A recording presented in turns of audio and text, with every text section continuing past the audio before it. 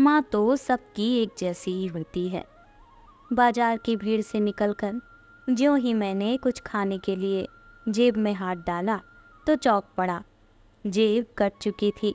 जेब में ज़्यादा कुछ था भी नहीं, बस 110 रुपए ही थे और एक 4 आने का पोस्ट कार्ड था जिसे मैंने माँ को लिखा था मगर पोस्ट नहीं कर पाया था। 3 दिन से उसे जेब में लिए ही घूम रहा था। पोस्ट कार्ड को पोस्ट कैसे करता? माँ ने पैसे जो मंगाए थे, जबकि 1 महीने से मैं बेरोजगार था।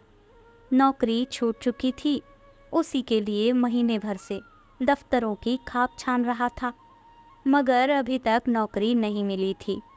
माँ ने चिट्ठी में लिखा था कि बेटा, घर में एक पैसा भी नहीं है। मैं और तुम्हारी बहन उधार से राशन खरीदकर पेट भर रहे हैं। जल्दी करके 1000 रुपए भेज दो, वरना उधार मिलना भी बंद हो जाएगा। मैंने पोस्ट कार्ड में लिखा था कि माँ, उधार लेकर कुछ दिन और काम चला, बहुत मजबूर हूँ, नौकरी छूट गई है। जैसे ही नौकरी मिलती है एडवांस लेकर पैसे भेज दूंगा। 3 दिन से वो चिट्ठी मेरी जेब में थी मगर मैं उसे लेटर बॉक्स में नहीं डाल पाया था। मगर जेब कतरा वो 110 रुपए भी चुरा ले गया। जिसकी नौकरी चली गई उसके लिए 110 रुपए भी लाखों के बराबर होते हैं। वो 110 रुपए मेरे लिए 4-5 दिन पेट भरने का जुगाड़ थे। ये मेरी ज़िंदगी का सबसे खराब वक्त था। ये उस वक्त का वाक़या है जब 10 रुपए में किसी ढाबे पर भरपेट खाना मिल जाया करता था मगर जेब कतरे ने एक पैसा भी जेब में नहीं छोड़ा। कमरे का किराया भी बाकी चल रहा था। उधर माँ और बहन की चिंता भी सता रही थी। मैंने अपना कुछ ज़रूरी सामान बेचकर जैसे तैसे कुछ दिन और काम चलाया। फिर मुझे एक कपड़े की दुकान में छोटी सी नौकरी मिल गई। मगर अजनबी को एडवांस कौन देता है? दुकान के मालिक ने साफ कह दिया था कि महीना पूरा होने के बाद ही पैसे मिलेंगे, इसलिए माँ को फिर भी पैसे नहीं भेज पाया था। फिर एक दिन माँ की चिट्ठी आ गई।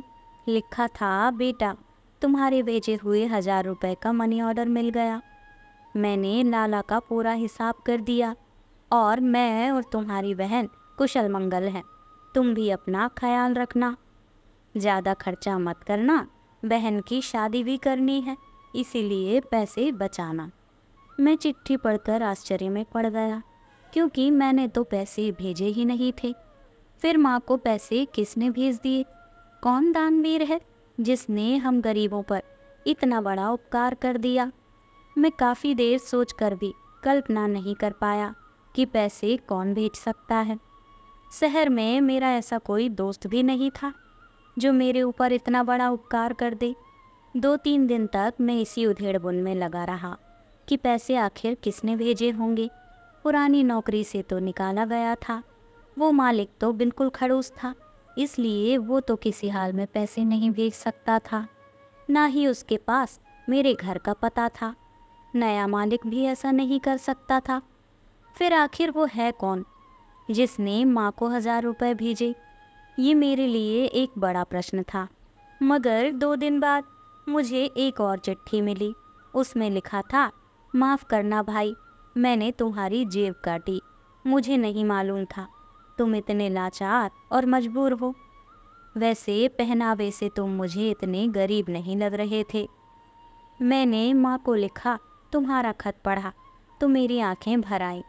खत में तुम्हारा और माँ दोनों का एड्रेस था। भाई, 110 रुपये तुम्हारी जेब में थे और 890 रुपये मैंने उसमें मिलाकर माँ को मनी ऑर्डर भेज दिया। मेरे कारण तुम्हें परेशानी उठानी पड़ी, इसके लिए माफ़ी चाहता हूँ। बात को दिल पर मत लेना, माँ तो माँ होती है, वह सबकी एक जैसी होती है। क्या तेरी, क्या मेरी माँ भूखी क्यों रहे? तुम्हारा जेब कतरा भाई। कहानी अच्छी लगे तो लाइक कमेंट्स करें, शेयर ज़रूर करें और भी अच्छी कहानियों के लिए चैनल को सब्सक्राइब ज़रूर करें।